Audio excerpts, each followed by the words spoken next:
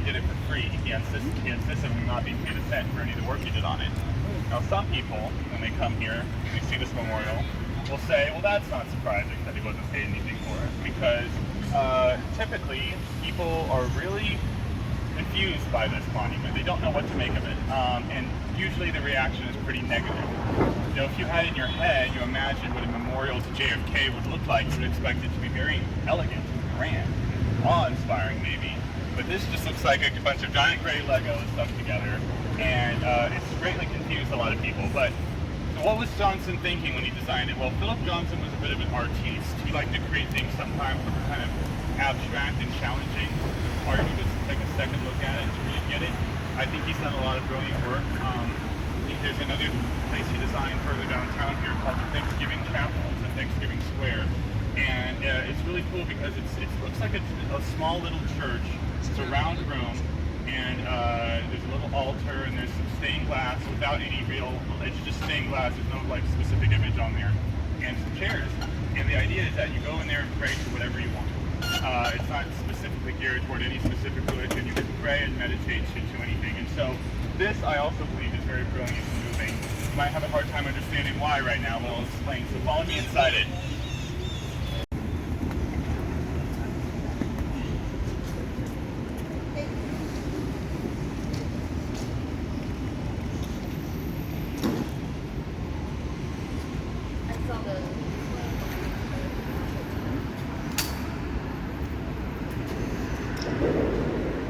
Alright everyone, so as you can see, the statue got stolen. That's where the statue of JFK used to be before it was absconded with the other night, and that's not actually true. There never was a statue here, but you come in here and you see the name written there, right there, John Fitzgerald Kennedy. Automatic assumption would be that something should be here and it's not there, and you know, the assumption would be a statue. It's always looked like this. It's always been empty inside. It's always been empty right here. And so people really, you know, just compounds the, my voice kind of echoes in here a little bit. It's actually my first time using this. Usually before I would just project my voice, so I'm kind of getting the hang of it. But, you know, coming in here and seeing how empty it is and the gray tone, and there's no writing on the walls or anything, it just provokes a lot of questions. So what was Philip Johnson's intention? Well, he was very struck by just how deeply the assassination was affecting the country. And different people, including yourself, who have told me stories about their memories of that day, a lot of people have said, you know, it was just open weeping everywhere, people standing in the middle of the streets crying. And I don't think that that would be the case today. I think that most people would be sad and horrified for sure, but people would be a lot more able to go about to move on with their lives, you know. And you would all desensitized. Yeah, exactly. We're so desensitized now to all the awful stuff going on in the world and in our own country. So now when I can remember a time when I was a kid and like a mass shooting was a big deal. And now it's like, oh, another one, sure. But that's just the state we're at right now. And I think also with the way political rhetoric is, on either side, whichever side of the aisle the president would have been on, you would see like 20 memes about it on your Facebook feed, and you would see a lot of, you know, thank God kind of talk. And that was not the case at the time of JFK, no matter what your politics were. If you were doing anything like that, you were quite the social pariah. I have a personal story related to that.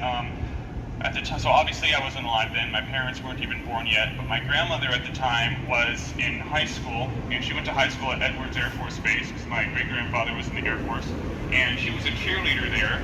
And her and her teammates were practicing, and then they heard the news about the president being shot, and so they went into the locker rooms to change, and some girls were crying. And there was this one girl who was standing next to my grandmother, a teammate of hers, and she made some sort of comment about, I'm glad he's dead, or I always hated that guy, something like that. And my grandmother, in response, slapped her in the face. And my grandmother's the sweetest, gentlest person you've ever met in your life. So I was very surprised when I heard that story, but I think it's a perfect little microcosm into the bigger picture, into the wider cultural event that was happening at the time. Because JFK really represented the future at the time. He was the youngest president elected, and he spoke a lot about technology and the space race and getting us to the moon and all that. and it really felt like, oh, this is a fresh face. This is a new thing. He's really gonna take us up out of the pit we're in and take us to new heights. And he was. I mean, it's thanks to him that the space race happened and we got a man to the moon.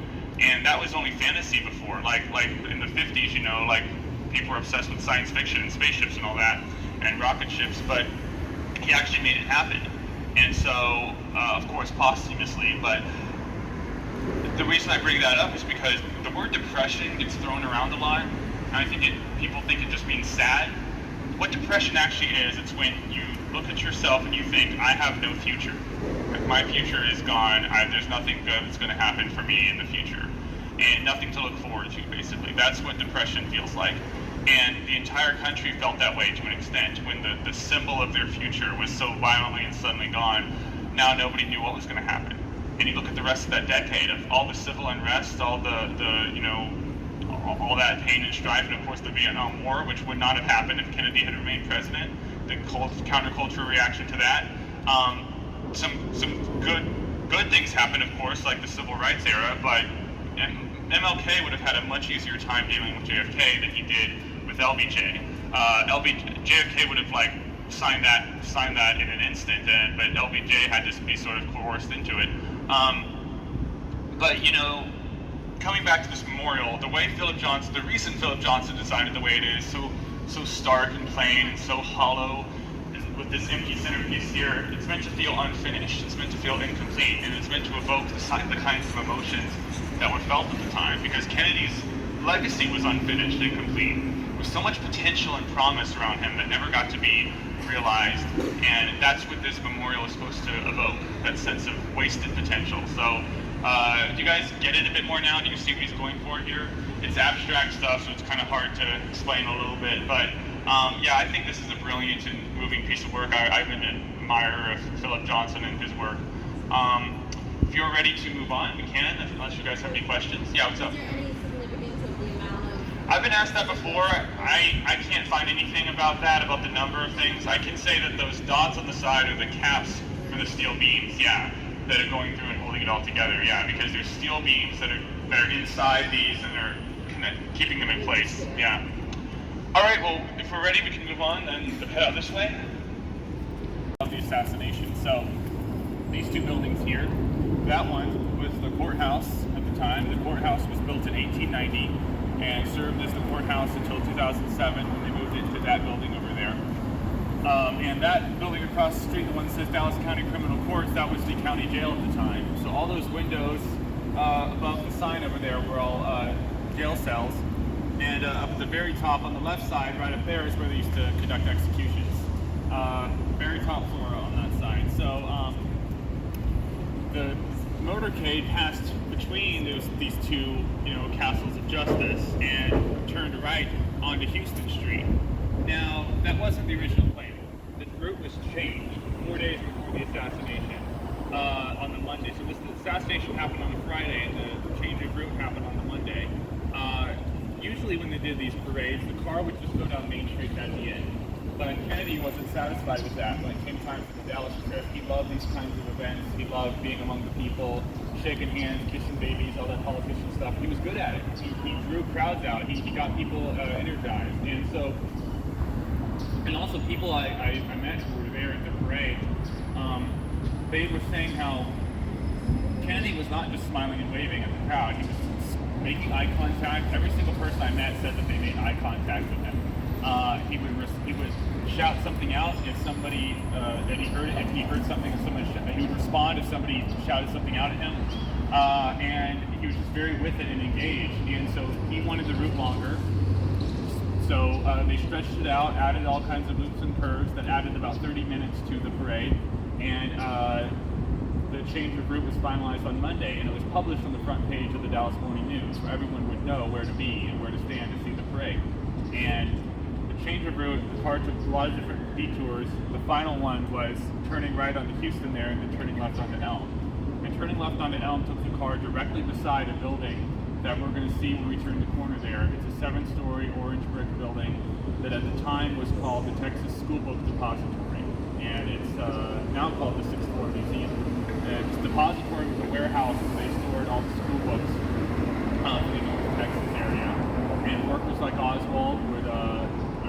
Harvey Oswald, the guy who got a job there 2 weeks before the assassination. They would work there and stack the boxes up and ship them out to wherever they were going. So the workers there did various work similar to Amazon workers today. And Lee Harvey Oswald had gotten a job there 2 weeks before the assassination. He was born in 1939 in New Orleans, Louisiana, and 2 months before he was born, his father was mowing the grass in the front lawn of the family's house when he had a heart attack and died. So he never knew his biological father. And his mother, Marguerite, who was of Cajun descent, was very mentally not well. She had bipolar disorder and narcissistic personality disorder. And so she was very unpleasant to be around. The family did not have a lot of friends. And they moved around, and they ended up in New York City, which is where Lee spent the majority of his childhood. And Lee was a violent kid. In his early days in elementary and middle school, he would get into fights constantly with other kids, would be expelled from schools a lot. And into his high school years, he stopped going to school. He would spend all his time at home watching TV. And if he would go to school, he would sneak out a back door and wander around Central Park. When he was 13, he pulled a knife out during class and threatened his teacher with it. And so he was sent to a child psychologist who classified him as emotionally disturbed. Now, this is the 50s, so the child psychology field was very different then than it is today. And he wasn't really helped at all. And at the age of 17, he dropped out of high school and joined the Marines. He was a year too young to join the Marines, but it was easy in those days to lie about your age. And so he got into the Marines, and he completed basic training. He got court-martialed for recklessly discharging his firearm. He was stationed in the Philippines with some other soldiers, and they were out in the jungle area. And he got bored, so he started firing at birds on trees.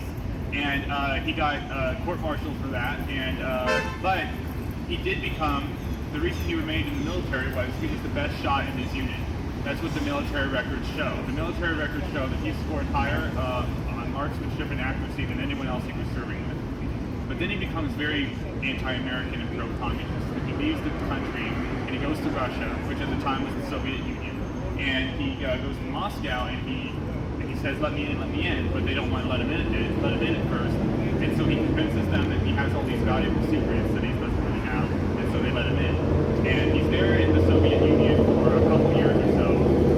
And we don't know a lot about exactly what he was up to then. We know he met a girl named Marina. Let's go out.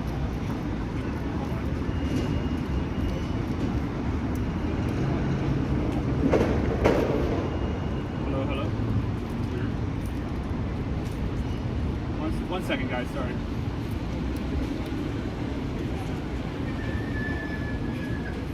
Hello. Alright, well, maybe I didn't charge it. It's a charge thing, but maybe I didn't charge it enough this morning. Alright, I'm just going to do the rest of the tour like this. How's that, guys? Can you hear me okay? Alright. One more time. Hold on, I see the light.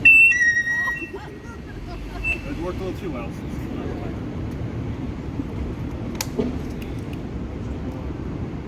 Nah, I think it's dead. Okay, sorry. Alright, anywho.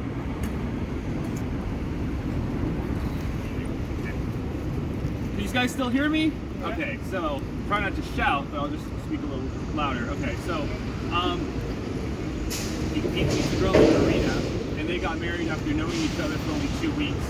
And then he and Marina moved back to the States. And it's odd, I've never seen another instance where a defector comes back to the country after defecting. So, but he and Marina come back. What's also weird about that is that this is the height of the Cold War. It's right after the McCarthy trials, but there's no arrest, there's no interrogation. They just stamp his passport and he's right back in, even after they know what he was up to. So he and Marina come here to end up here in Dallas, and they go to the Oak Cliff area of Dallas, in that direction, and they live there for a while and they eventually separate. Oswald's abusive to Marina. He's hitting her, and she wants to leave him, but she's having a hard time because she doesn't speak a word of English. One night she meets a woman at a party named Ruth Payne, and Ruth Payne is a divorced school teacher, mother of 2 boys, who lives in Irving, a suburb of Dallas, and Ruth has taught herself Russian. So Ruth and Marina become like that. They become very close friends very quickly, and Marina confides in Ruth and tells her about her abusive marriage and how he hits her. And so that gets Ruth to say, well, leave him and come live with me in my home in Irving. And that's what happens. Marina separates from Lee, they don't divorce, and she moves in with Ruth Payne. And then Marina gives birth to a baby girl named June. And after June is born, they decide it's best for her to have both parents around. At the same time, they're worried about Lee's violent tendencies. So they work out an arrangement where Lee can come to the Ruth Payne house in Irving and be with his wife and help raise his daughter on the weekends only, when Ruth and Marina can be in the house together. The rest of the week, he's got to stay here at his own boarding house. And during his weekend visits, he's very well behaved, and he plays with the baby, he runs errands for them, he does everything right, and he starts to rebuild goodwill in the relationship. And he and Marina actually conceived another child during one of his weekend visits, and that baby was inside Marina when this happened, and she later reborn, her name was Rachel. And so at some point they decide that Lee needs to get a full-time job. He's doing odd jobs here and there, he's not bringing in nearly enough money, and so Ruth Payne gets him a job. Ruth Payne calls her friends, finds out who's hiring, and she gets Oswald employed at the Texas School Book Depository building 2 weeks before the assassination. And then 4 days before the assassination, the car would have gone that way, not super close to the building, but then they put the car right by that building. So a lot of, I'm sure you guys all know that Oswald was arrested that day at a movie theater and charged with the assassination. He was also charged with the murder of Dallas police officer J.D. Tippit, which happened 45 minutes after the assassination. And he was being held prisoner in a jail further downtown that way. And 2 days later, the plan was to move him here and hold him there until the trial could take place there. But as they were taking him through the basement on live TV, a guy named Jack Ruby, a gangster and a strip club owner, ran up and shot Oswald at point-blank range in the chest in front of all the TV cameras. And so after Oswald's death, the government created the Warren Commission to investigate the assassination. The Warren Commission concluded that Oswald did it and he acted alone. That idea has been challenged a lot over the years. There's been a lot of conspiracy theories about that, like the Oliver Stone movie JFK, and all kinds of books, all kinds of YouTube videos. There's just an endless debate that's been going on ever since then about this question, about was it Oswald or not, was there a conspiracy or not. Here's where I stand. I think both. I think the answer is both. I think that there's no way Oswald didn't do it. The evidence is overwhelming against him. And I think my opinion's educated. I've been doing this tour 3 years now, and I've met people who knew Lee Harvey Oswald, and all of them thought that he did it. Also, there's, but at the same time, there's the question of did he act alone? I think that's doubtful. I think it's more likely that he was part of a conspiracy, a plot to assassinate the president. And it's also possible that Ruby was part of that plot too, and Ruby's job was to take Oswald out. I don't know about that. I'm not positive 100%. I don't like to be unless I can prove it. But, really the thing for me that convinced me, basically, that Oswald did it was the people who knew him telling me that they thought he did. That was a big deal, and other stuff I've looked into. But I think that there'll always be mystery. There'll always be questions here. We're never going to get all the answers, unfortunately. Our final stop will be the grassy knoll, and that's where I'm going to talk more about you guys about the different theories people have as to what else could have been going on. But in the meantime, sorry about the mic, guys. I should have charged it more. I'm still getting used to it. So our next stop will be heading over to Dealey Plaza. Sorry. Yes, what's up? What happened to, he says his name is Ruby, the one who killed? I'll get into what happened to him a little bit. Yeah. All right, let's head over there. Please go there. Speak louder, but you can see a statue of George Bannerman Dealey right over there. He founded our newspaper, the Dallas Morning News, which started in that building right over there. And when she was a teenager, Bonnie of Bonnie and Clyde worked for Mr. Dealey in the coffee shop in the basement, in the lobby. So if you go up to the far right side on the 7th floor and then go one window down, you'll see the window. It's halfway open and there's a camera on the windowsill and there's cardboard boxes stacked up. You guys all see it? Yeah, that is the window Oswald shot from. When police got up there, they found the rifle lying on the floor. They found 3 spent shell casings on the floor, and the museum has recreated how the cardboard boxes were when police got up there. He had stacked them up to create like a little room or something to shield him from view of anyone who might be up there. There were 3 men in the 5th floor window. Most of the employees had left the building to find a spot to watch the parade, but there were 3 men who were in the 5th floor window directly below the 6th floor window who worked at the depository, and their names were James Jarman, Harold Norman and Bonnie Ray Williams. And they testified to the Warren Commission that directly above them, they could hear boom, click, click, boom, click, click, boom, click, click. And the click, click was the bolt action on the rifle. So between each shot, you have to recycle the bolt before you can fire it again. And of course, Oswald was a trained Marine, the best shot in his unit. You get trained to do that very quickly. Oh yeah, something happened though before the shots went off that I don't know the reason it happened, and no one's been able to figure out. As the car was coming up the street there was a man who is still unidentified. He was standing on the street corner about right over there, and he fell to the ground. He just like fell onto the sidewalk, and he started lying there and shaking and convulsing and looking like he was having a seizure. People bent down to try and help him. The shots rang out, they looked around, and then they looked back, and then this guy was gone. He had gotten up and walked away amidst all the confusion. And so it certainly seems as though some guy was faking a seizure for whatever reason. But people have wondered maybe it was some sort of distraction, like misdirection type thing. But a misdirection from what? You know, we don't know. So the first shot was fired when the car was in the middle of turning the corner here. Now in those days, traffic lights were on a wire hanging above the street. They're not on a pole like they are now. And so he fires, the bullet hits the light, and it ricochets and goes in that direction. So follow me around the corner here.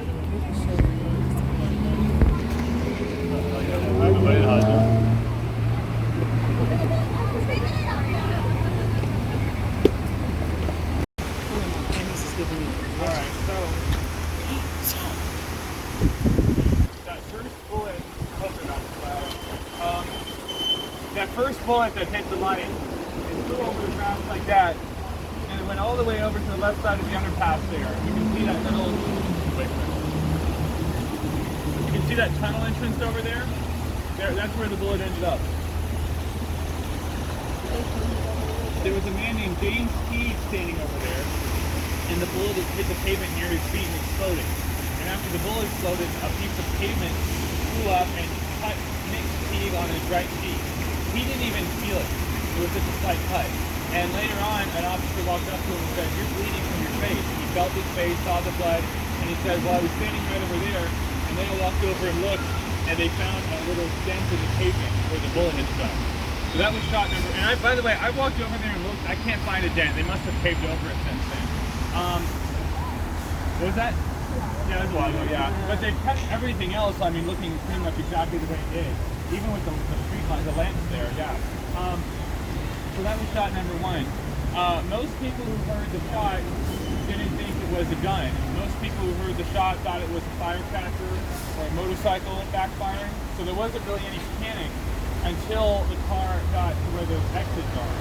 Not my exits, but those two exits over there. There's two on the road right there, and one right over there. And they marked exactly where Kennedy was when he was hit by the bullet. Now there's two there because Kennedy and the governor were hit by the same bullet. And went through Kennedy's neck and ended up at the governor's leg. That's the marking there. And that's where he was struck in the head, right there. Yeah, it would have ended when the car went under the underpass. Yeah, that's where it would have ended. It was like the last possible moment he could have done it. And so, the exits are controversial. Some people don't like them. The city keeps removing them and people keep putting them back. So I think it's good to have them there as sort of a point of reference. But what is unfortunate is that people stand on them all the time and take pictures. You know, it's not safe for one thing, and it's also really bad taste. I once saw a dad with his son on his shoulders standing on the headshot right over there. It's like taking your kid out into that. It's just gross. But anyway, so the second shot hits Kennedy and the governor right there, and it lodges in the governor's leg. Kennedy's arms go up like this. Jackie looks at him, you know, leans forward, what's wrong? And his brains are blown out right there. You've seen the Zapruder film, which is the film that captures everything. You know how really, truly graphic it was. I mean, blood and brain matter flew out everywhere. Cover the seats of the car, cover Jackie's stretch. Parts of his brain matter even landed on the street. And and later people had to start shooting away birds when they started to land and try and peck at it. But Jackie screamed, "Oh my God," and climbed out of her seat onto the back door of the limousine. And a Secret Service agent named Clint Hill got out of the car behind him, and he ran up the street. And he climbed up, and he grabbed Jackie by the waist and shoved her back into her seat, saving her life, because then the car would have accelerated, with her back up there. And once Jackie was back in her seat, JFK basically went like this, and his head landed in Jackie's lap, and they sped off to Parkland Hospital. And Jackie was in shock during the car ride over, and she was like gathering up. There's a myth that she was trying to put the pieces of his brain back into his head. She wasn't trying to do that, but she was gathering up. Yeah, there you go. Yeah. But she was gathering up pieces of his brain. And once they got to the hospital, she had his brain matter cupped in her hands like that, and she held it out to the people coming to get the president and said, "Will this help?" And so they got JFK into the operating room, and doctors did all they could to try and save his life. But even today, there's not much you can do with the brain. Sometimes people survive it, like Gabrielle Giffords, but it is very rare. And she was, Kennedy was pronounced dead at 1 p.m. Jackie came in to say her goodbyes over the body, and a Catholic priest administered the last rites.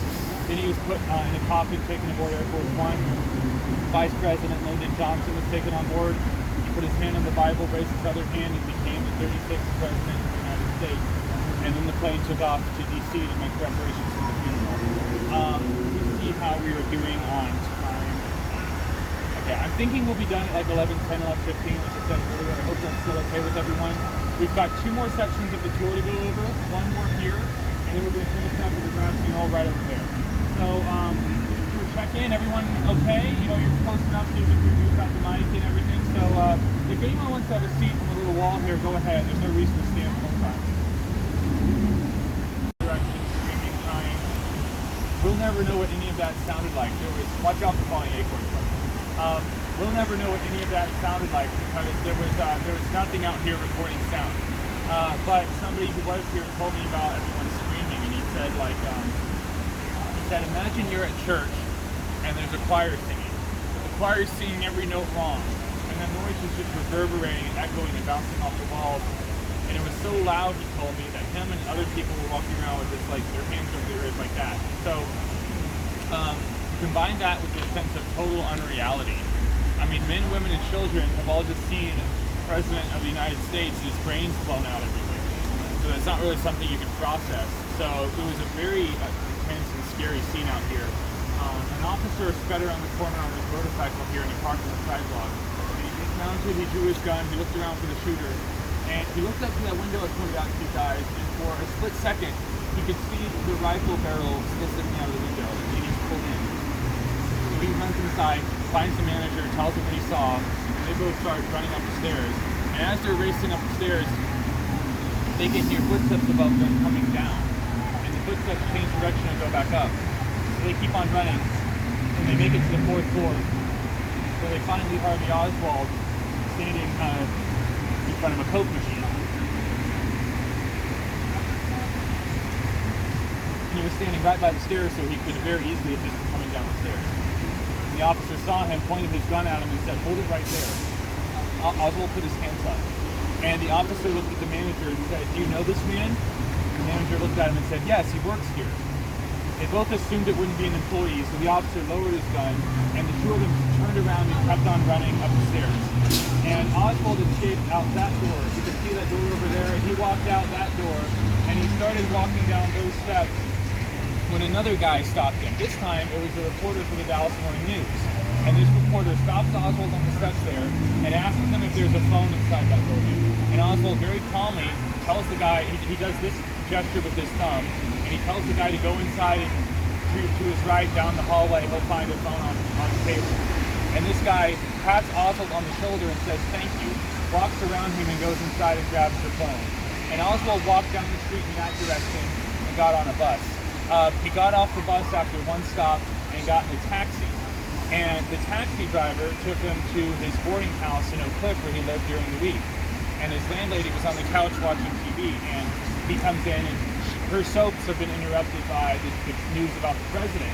And when Oswald comes in, she turns to him and says, "A man just shot the president, did you hear?" And he ignores her questions and goes into his room where he puts on a tan-colored jacket.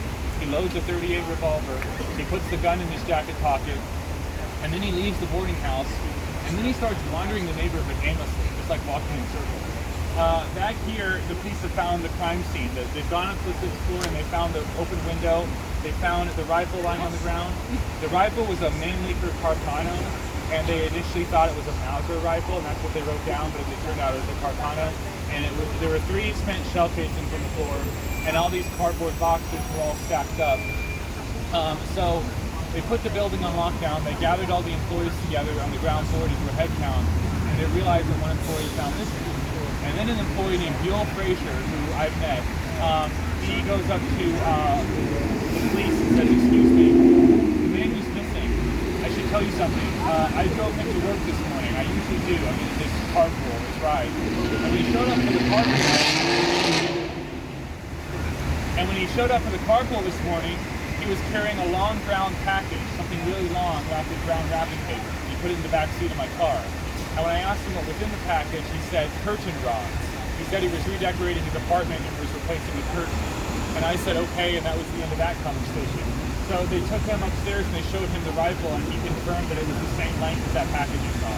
So they realized they have a suspect. Oswald's description is now being broadcast out to the Dallas police. He's 24 years old, he's 5'10", he has dark hair, and he's white, and he's 180 pounds. So that description gets broadcast out. Dallas police officer J.D. Tippett is patrolling in Oak Cliff. And Officer Tippett hears the description of the suspect on his radio, and then he looks up and he sees Oswald walking on the sidewalk. So this happened about 45 minutes after the assassination. There were 6 people around who all told the exact same story. All the witnesses said that Tippett pulled up his patrol car next to Oswald and called him over to him. And Oswald had his hands in his jacket pocket. He walked over and leaned forward and talked to Tippett through the window for a few seconds. And then Tippett got out of his police car, started walking around it. He was telling Oswald to show me your hands, or let me see your hands. And then Oswald drew the gun and he shot Tippett 3 times in the chest across the hood of the police car. And Tippett reached for his gun, but couldn't get to it in time. And after the 3rd shot, Tippett fell onto his back, and Oswald walked around the car and shot him in the face. And then he opened the revolver and shook the casings into his hand and started walking away. And there was a witness who was a guy sitting in a parked car who saw the whole thing. He was eating a sandwich. And Oswald walked past him, and the guy could hear, Oswald was like screwing around with the gun. And he could hear Oswald say, he couldn't tell if he said, "Poor dumb cop" or "Poor damn cop." But then Oswald tossed the casings into a bush and walked off. And another witness named Domingo Benavidez got out of his tow truck, and Chuck Tippett saw he's dead, reached into the police car and grabbed the radio on the dashboard, Tippett's police radio, and he used it to call for help and tell the police what happened. So the police arrived there, and Oswald walks up to a car dealership, and he takes his jacket off, and he throws it under one of the cars there, nobody knows why. And then he walks into a shoe store, and the shoe store guy behind the desk is like, "Can I help you?" But Oswald just sort of looks around and then leaves. And the shoe store owner is suspicious, and he follows Oswald down the sidewalk, and he sees Oswald walk into a movie theater. And the ticket lady at the front doesn't notice Oswald go in. And the guy asks the lady, "Did that guy buy a ticket?" And she goes, "No, he didn't. I didn't even know he went in." And the guy said, "I can hear police sirens. We better call the police. That guy is probably who they're looking for." So they call the police and tell him he's in the theater. And Oswald goes into the theater that's playing the movie, and he sits down towards the back and starts watching the movie. And police come in. They turn the lights up in the theater. They tell everyone to stay in their seats. The movie's still playing. And Officer Neil McDonald walks up to Oswald, and Oswald says, "Well, this is it. It's all over now." And he stands up and he pulls out the gun, and McDonald grabs it, and they start fighting over it. And Oswald's pulling the trigger, but the wet part of McDonald's thumb is between the hammer and the firing pin, so the gun's not going off. So they fight. They go like this, fighting over the gun. And then an officer is able to reach behind them and grab the gun out of Oswald's hand. And then once Oswald's disarmed, he gets punched in the face, and the punch knocks him backward over the feet onto the floor. And then police surround him and hold him down. He's kicking and struggling so hard they can't get cuffs on him. So some men in the theater stand up and walk over and help the cops hold him down. And finally they're able to get his arms behind his back and cuff him.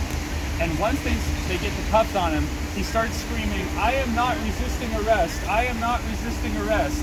And he just says that over and over again. And they drag him up and they take him out of the theater where he's finally arrested. And they take him not to this police building, but to a different one further downtown. And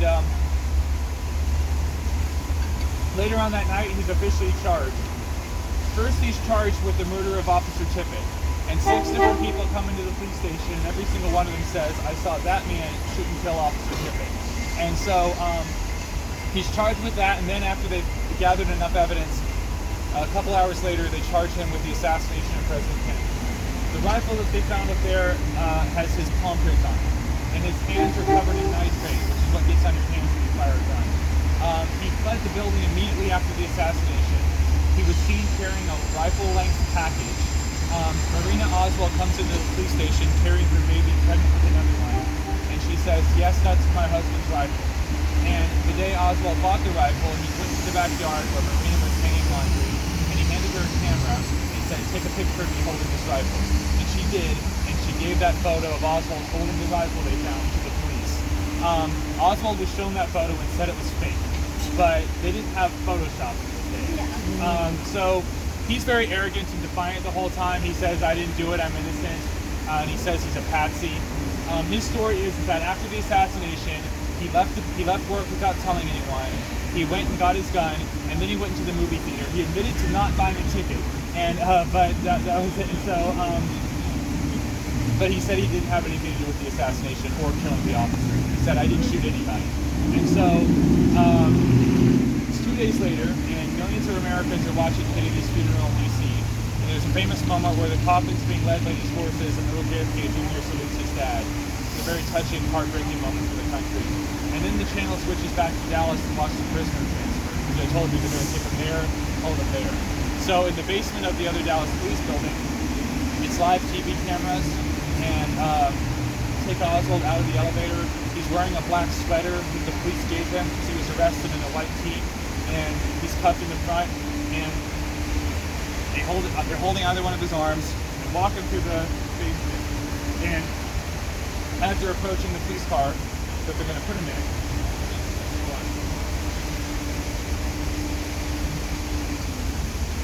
sir, did you watch this?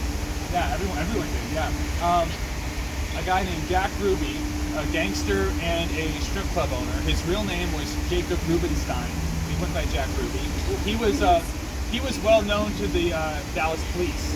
The Dallas police, which was Clubs Alive, and they would give him all, and he would give them all the free booze and girls they wanted in exchange for them kind of looking the other way at his gangster activity. So Ruby walked down the parking lot ramp and stood with the police and press. And then as Oswald was coming up, Ruby just walked forward and he shot Oswald at point blank range in the stomach. The gun was almost touching Oswald's chest. And Ruby fired, Oswald went like, "Ugh," and fell back. And Ruby tried to shoot again, but an officer grabbed the gun out of his hand and screamed, "Jack, what the hell are you doing?" And he tackled him to the ground. And then a dog pile of people got on top of him, and Oswald was lying there moaning. And an ambulance came and rushed Oswald to Parkland Hospital, the same hospital that Kennedy was taken to. And some of the same doctors and nurses were in the room for both operations. But they failed both times. Yeah, right, yeah. They failed both times. Oswald died in the hospital. Ruby was arrested. Ruby said, "I did it for Jackie." That was the first thing he said as cops took him away. He claimed that he was in love with Jackie, and he couldn't bear the thought of Ruby, of him going through a trial and living everything. There were some contradictions about Ruby from the get-go. First of all, he said he was in love with Jackie. He did it for her. But Ruby was gay. I mean, he couldn't openly be so at the time, but people knew that, who knew him. Also, he said he loved them so much, but he wasn't there at the parade. He couldn't be bothered to attend. So there were things about Ruby's story that didn't quite add up. Ruby was, people who knew him said that he was very upset and crying a lot after the assassination. His trial took place there. It was the most witnessed crime in all of human history. So the defense's case was not guilty by reason of insanity. He was found guilty, sentenced to death, but the defense appealed the verdict and actually got the judge to overturn the verdict.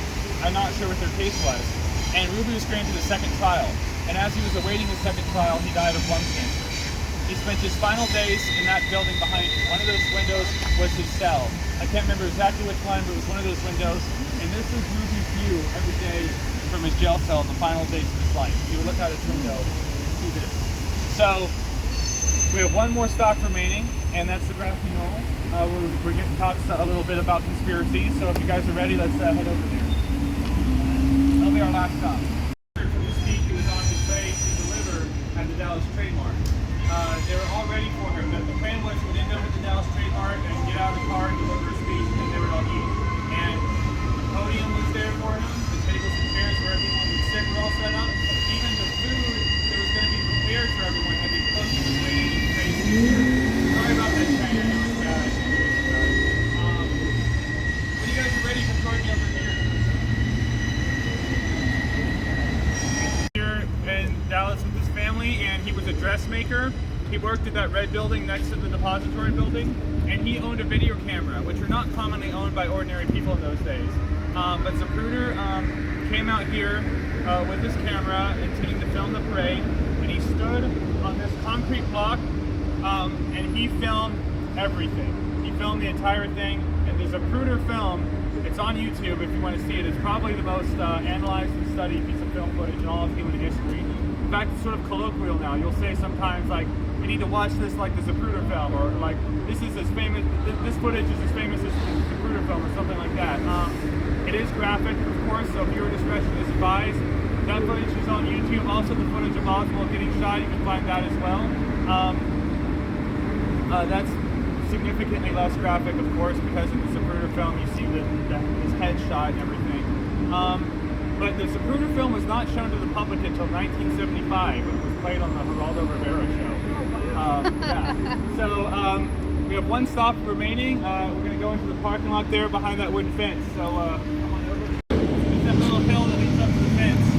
Although the grass is eroding, so it's going to be the dirty hill pretty soon. If there was a second shooter, he was most likely somewhere over here, somewhere behind this fence line. A lot of people started running up here thinking they had heard the sound of the shot coming from over here. And if you look at news footage of people being interviewed really quickly after the assassination, all of them are saying that, you know, the first and second shot were so unexpected. People said that, even people I talked to said that they seemed to be coming from everywhere. You know, it was hard to sort of pinpoint a specific location. For the third shot, for whatever reason, a lot of people turned their attention over here and started running up, climbing the fence, running up the stairs here, but nothing was found. They didn't find a shell casing, they didn't find anyone running away, and nobody claimed that they saw anyone shooting. It was all about the sound. One guy did say he saw smoke wafting. The exact words he used were a puff of smoke from behind this fence or so. But so what did happen though is police ran up to the train track area, and right around the corner there, you can see where the train track goes around behind some trees. Right around that corner, police found these three hobos, these three homeless guys who looked like they were waiting for the train but it's not coming, like they were going to hop onto it, which is pretty common these days for hobos to do that. And the police detained them. Being detained seemed to make them upset, as I think it would most people, and they were walking through the parking lot here, take them to the police station, and they were let go pretty quickly. I mean, none of them were armed, and they were searched, and none of them were particularly suspicious, so they were let go. And it turned out that they had given fake names to the police, so we don't know who these men were. We have pictures of them because people were snapping pictures of them as they were being walked into the police station. So people have studied those pictures, trying to figure out who these guys might be. And a lot of people have noticed that if you look at the tallest one, and you look at his face, he seems to look an awful lot like a guy named Charles Harrelson. Now, we don't know for sure if this guy was Charles Harrelson because facial recognition software doesn't work on all photos. But Charles Harrelson was in Dallas that day. We know that from hotel records. Charles Harrelson was a hitman. He was in the business of killing people for money. In the 70s, he was hired to kill a federal judge. And he killed the judge and then got caught, and then the guy who hired him got caught, and they both got sent to prison. Harrelson escaped from jail in the 90s and was eventually recaptured, and he died in prison, in a prison in Colorado in 2007. He was from a small town in East Texas called Love Lady, and he'd run up here in Texas, and you guys all know the actor Woody Harrelson. He was his father. Again, we don't know if Charles Harrelson was the guy in the photo, but it is quite notable that that a guy who looks like a notable hitman was right in the vicinity of the assassination when that hitman was in town. And also, Oswald and Harrelson was seen together on the 4 days before the assassination. They were apparently in the same restaurant at the same time, the day that the change of route was published in the newspaper. But that's just one little rabbit hole, one little detour people have gone down. There's so many other different things that can be said about the conspiracies. The people loved Kennedy, but the governments around the world did not. Like the Russian government, the Cuban government, the mafia, his own government. I mean, especially the people in the military, the generals, were all very upset with Kennedy because he didn't want to go into Vietnam. And, war is business. If there's no war, the people doing the war aren't making any money. So there was a great push to get to Vietnam. And then all of a sudden, all their problems are solved. It's out of the way, and then they can go full steam ahead. I'm doubtful that LBJ had anything to do with it, because the main reason is because he was there. He was in the car behind JFK. If you knew what was about to happen, out of sheer self-preservation, I would think you'd want to get as far away from that place as possible, because you don't know if a bullet's going to miss or there to be a ricochet. There was a ricochet. A bullet hit the light and flew over everyone's heads. So, what? But then it's sketchy if he's not. If he's not there, that's true too. I don't know. It's tough. But I can say so much more about all of this when we hear the rest of